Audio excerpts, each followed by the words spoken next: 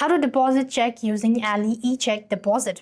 Welcome back to our channel. So if you want to deposit check using the online banking or mobile banking app, what you need is simply want to go ahead and log into your Ali mobile banking app or online banking app as well.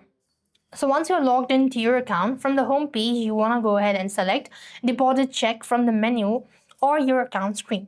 As you've done that, you then need to place the check on a dark, well-lit surface and take a clear photo of the front and the back of the check. Also, make sure to type in or write for online deposit or mobile deposit only. Once you've done that, you want to make sure to submit the pictures, then enter the check amount and confirm the deposit details.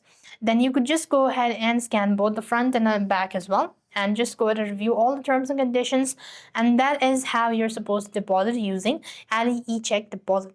So with that being said, we've completed our steps. Thank you for watching. See you in our next video.